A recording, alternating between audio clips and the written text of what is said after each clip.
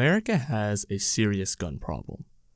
Not only is the gun issue a topic rooted in moral beliefs and values, but it has slowly caused one of the biggest divides in politics this nation has ever seen. I'm saying 300 million guns in America isn't enough for you. When you ban guns... How many more kids have to die before you guys say, we want less guns, not more? I'm upset about this. He asked me a question. I want to tell you something. Let him answer the question. We see debates like this all the time because of how personal this topic can be. I'm going to tell you a story of how I decided to get involved into gun control and what I learned doing so. But before that, we're going to talk about this guy. Meet Steven Crowder. He hosts his own conservative talk show where he developed a segment called Change My Mind. I'll let him explain the idea. Hey YouTube, what you're about to watch is a new segment we call Change My Mind. Pretty simple. We go out and set up in public and pick a topic. In this video, it's Second Amendment, where I just say, hey, listen, I'm pro-gun, change my mind. And we actually allow people from other points of view to come up and proactively change my mind. I'd love to hear from you what topics you would like. I saw Change My Mind as genius, and let me tell you why. With every political discussion, there seems to be some social barrier between people. It would be weird if a stranger walked up to you and asked your political opinion. This is because politics is often rooted in moral beliefs and values. A member of the far right is going to have extremely different values and moral beliefs than a leftist, a centrist, and even a conservative.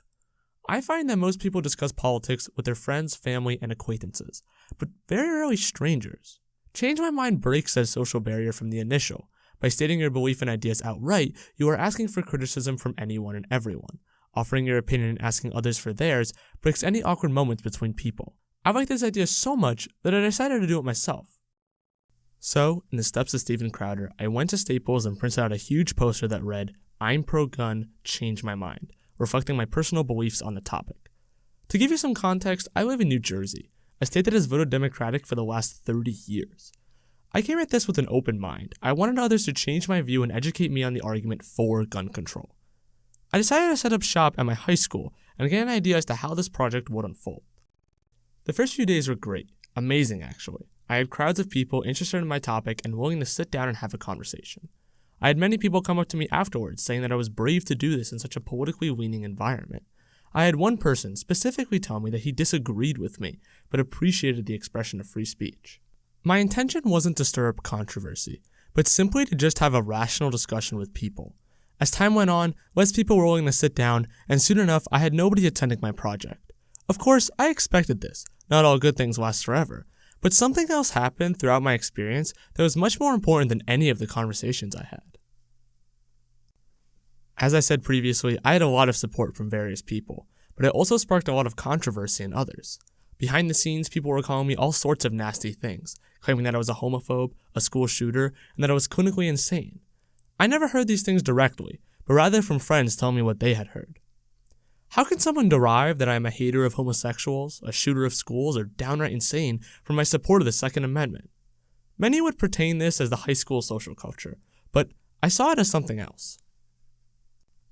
What I noticed was that no person who called me insane for thinking this way, at least to my knowledge, ever came to talk with me. Was I too crazy? Was my political opinion so outside of the realm of possibility that I just must have been wrong? This experience I had illustrates to me the biggest problem within America to date.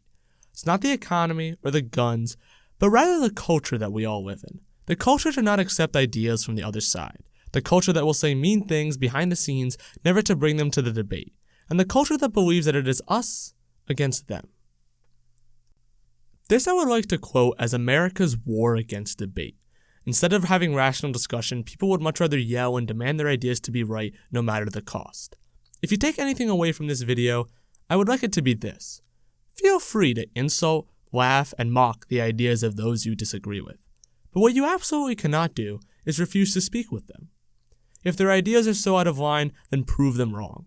Don't let a possible discussion be rooted out by pure, excruciating silence. I want to give a big thanks to Steven Crowder for creating the genius concept that is Change My Mind. Special thanks to Valentin Siderskiy, Alla Siderskaya, Steven Valentino, Alexander Tzankov, and Skyler Meade for helping with the production of this video. I thank you to Cathleen Reilly for approving this project, and thank you for watching the video. Have a good one.